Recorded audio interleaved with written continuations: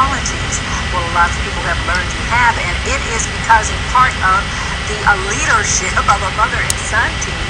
And we have them joining us today. These are the authors of Survival of the Hive, 7 Lessons You Learned from the Beehive. Thank you so much for being with us. Thank you. Thanks, Dee. Wow.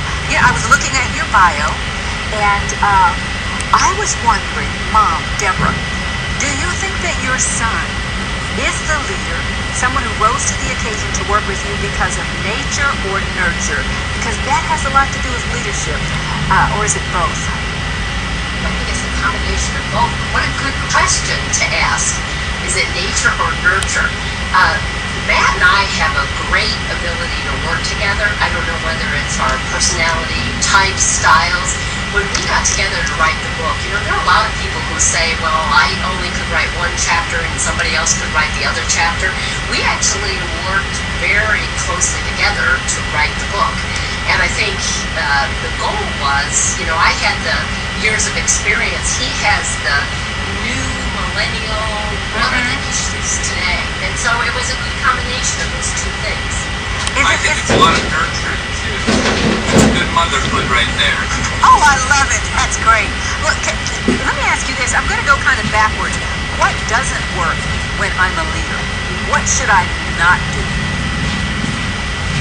Well, we sort of use that in the book. In other words, the title of the book is Survival of the Hive.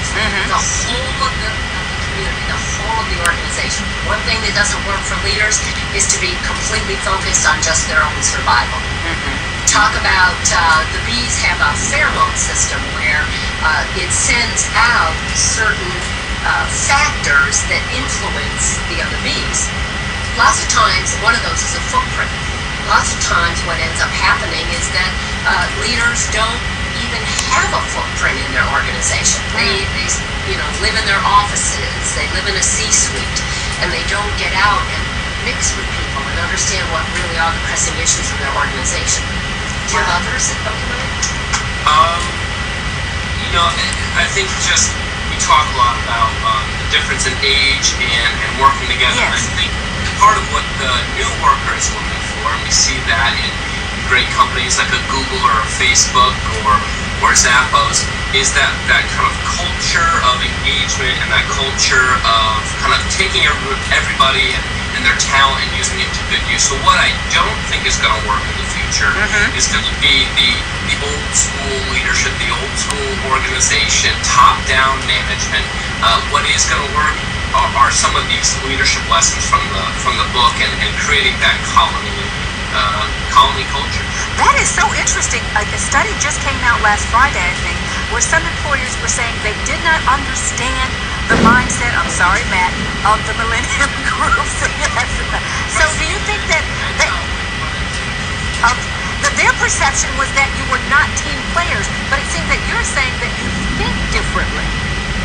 I think we think differently. I think I've seen a lot around the team player approach by millennials. Deb and I were just talking the other day. When I was in college, the library isn't even a big building anymore. The library are all these great little group discussion rooms, and so you've got more tiny rooms in the library than you do expansive book volume rooms. And that's just even the little bit of team that new millennials are really growing up with in college and in high school. They're much more collaborative, but I think you're right, Dee, where it's got to be on their own terms a little bit, or maybe a new way of doing it.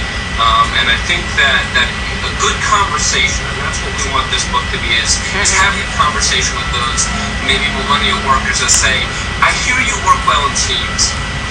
How can I help do that for you? How can I help provide the atmosphere for that? Okay, I got a question. We have about a minute to go. It goes too fast, but here's the question.